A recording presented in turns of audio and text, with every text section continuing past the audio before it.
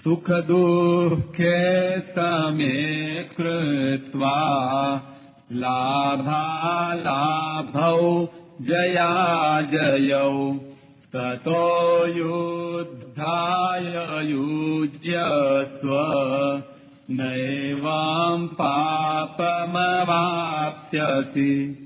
38वां श्लोक।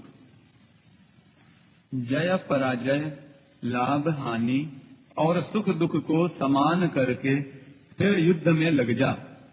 इस प्रकार युद्ध करने से तू पाप को प्राप्त नहीं होगा। व्याख्या। अर्जुन को यह आशंका थी कि युद्ध में कुटुंबियों को मारने से हमारे को पाप लग जाएगा, पर भगवान यहाँ कहते हैं कि पाप का हेतु युद्ध नहीं है, प्रत्युत अपनी कामना है। अतः कामना का त्याग करके तो युद्ध के लिए खड़ा हो जा।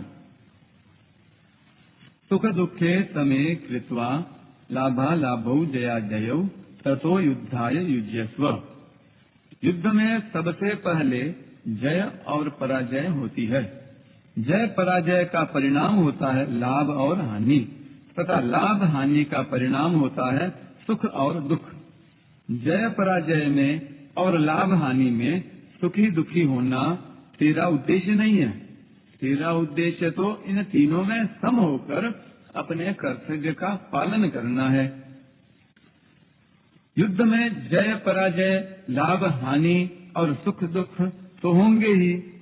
अतः तू पहले से यह विचार कर ले कि मुझे तो केवल अपने कर्तव्य का पालन करना है, जय पराजय आदि से कुछ भी मतलब नहीं रखना है। फिर युद्ध करने से पाप नहीं लगेगा, अर्थात संसार का बंधन नहीं होगा। सकाम और निष्काम दोनों ही भावों से अपने कर्तव्य कर्म का पालन करना आवश्यक है। जिसका सकाम भाव है उसको तो कर्तव्य कर्म के करने में आलस्य प्रमाद बिल्कुल नहीं करने चाहिए, प्रत्युत तत्परता से अपने कर्तव्य का पालन करना चाहिए। जिसका निष्काम भाव है, जो अपना कल्याण चाहता है, उसको भी तत्परता पूर्वक अपने कर्तव्य का पालन करना चाहिए। सुख आता हुआ अच्छा लगता है और जाता हुआ बुरा लगता है, तथा दुख आता हुआ बुरा लगता है और जाता हुआ अच्छा लगता है। अतः इनमें कौन अच्छा है कौन बुरा, अर्थात दोनों ही समान हैं, बराबर हैं। इस प्रकार सुख दुख में समबुद्धि रखते हुए तुझे अपने कर्तव्य का पालन करना चाहिए। तेरी किसी भी कर्म में सुख के लोभ से प्रवृत्ति न हो और दुख के भय से निवृत्ति न हो। कर्मों में तेरी प्रवृत्ति और निवृत्ति शास्त्र के अनुसार ही हो। नैवं पापमवाप्स्यसि। यहाँ पाप शब्द पाप और पुण्य दोनों का वाचक है, जिसका फल है स्वर्ग और नरक की प्राप्ति रूप बंधन, जिससे मनुष्य अपने कल्याण से वंचित रह जाता है और बार बार जन्मता मरता रहता है। भगवान कहते हैं कि हे अर्जुन, समता में स्थित होकर युद्ध रूपी कर्तव्य कर्म करने से तुझे पाप और पुण्य दोनों ही नहीं बांधेंगे। प्रकरण संबंधी विशेष बात। भगवान ने 31वें श्लोक से 38वें श्लोक तक के 8 श्लोकों में कई विचित्र भाव प्रकट किए हैं। जैसे पहला भाव, किसी को व्याख्यान देना हो और किसी विषय को समझाना हो तो भगवान इन 8 श्लोकों में उसकी कला बताते हैं। जैसे कर्तव्य कर्म करना और अकर्तव्य न करना।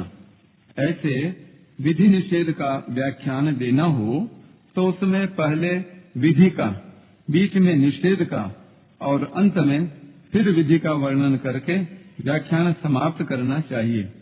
भगवान ने भी यहाँ पहले 31वें 32वें 2 श्लोकों में कर्तव्य कर्म करने से लाभ का वर्णन किया।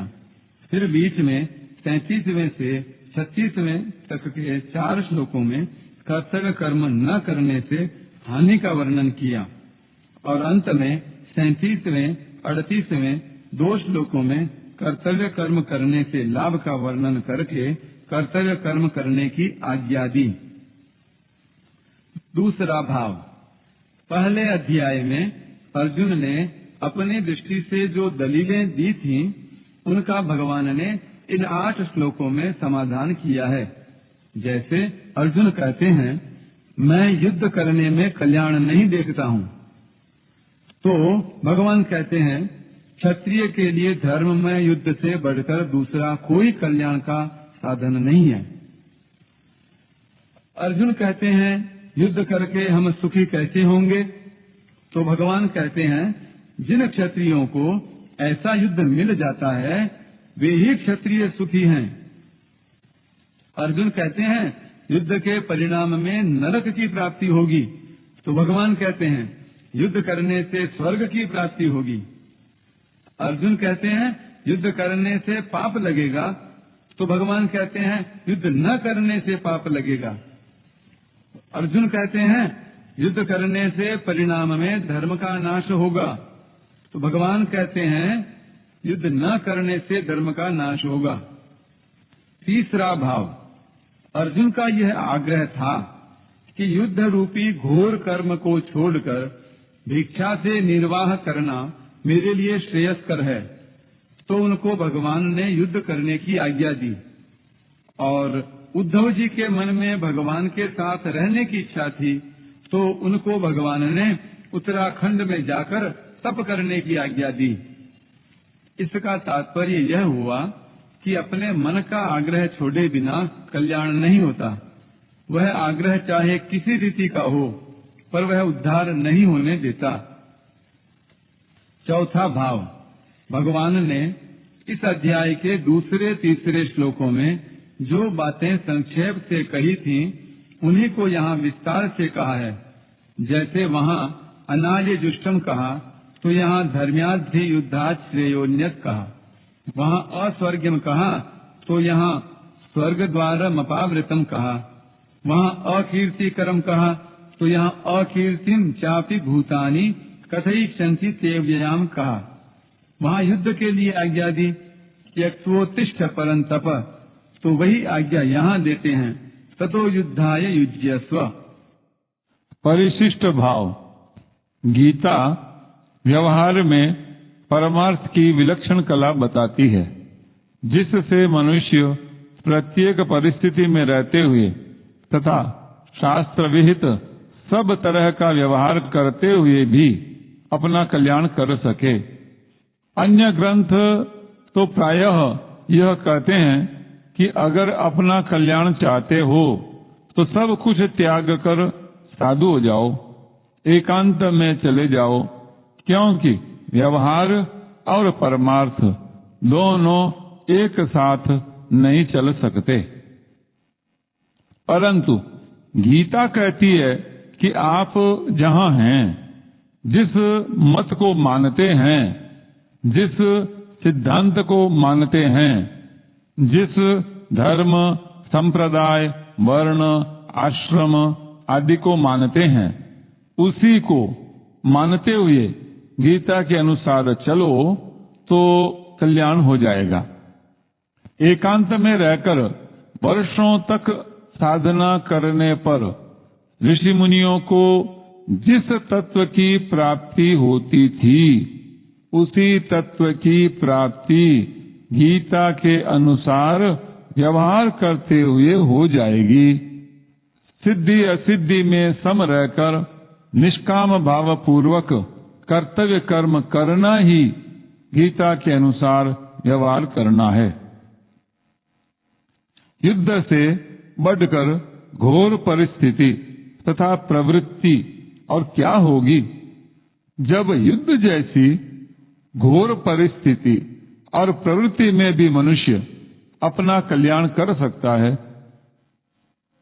तो फिर ऐसी कौन सी परिस्थिति तथा प्रवृत्ति होगी जिसमें रहते हुए मनुष्य अपना कल्याण न कर सके। गीता के अनुसार एकांत में आसन लगाकर ध्यान करने से भी कल्याण हो सकता है, 6ठे अध्याय के 10वें से 13वें श्लोक तक। और युद्ध करने से भी कल्याण हो सकता है। अर्जुन न तो स्वर्ग चाहते थे और न राज्य चाहते थे, वे केवल युद्ध से होने वाले पाप से बचना चाहते थे। इसलिए भगवान मानो ये कहते हैं कि अगर तू स्वर्ग और राज्य नहीं चाहता पर पाप से बचना चाहता है तो युद्ध रूप कर्तव्य को समता पूर्वक कर, फिर तुझे पाप नहीं लगेगा। नैवं पापम अवाप्स्यसि। कारण कि पाप लगने में हेतु युद्ध नहीं है, प्रत्युत विषमता, पक्षपात, कामना, स्वार्थ, अहंकार है। युद्ध तो तेरा कर्तव्य है, धर्म है। कर्तव्य न करने से और अकर्तव्य करने से ही पाप लगता है। पूर्व श्लोक में भगवान ने अर्जुन से मानो यह कहा कि अगर तू राज्य तथा स्वर्ग की प्राप्ति चाहे तो भी तेरे लिए कर्तव्य का पालन करना ही उचित है। और इस श्लोक में मानो यह कहते हैं कि अगर तू राज्य तथा स्वर्ग की प्राप्ति न चाहे तो भी तेरे लिए समता पूर्वक कर्तव्य का पालन करना ही उचित है। तात्पर्य है कि अपने कर्तव्य का त्याग किसी भी स्थिति में उचित नहीं है।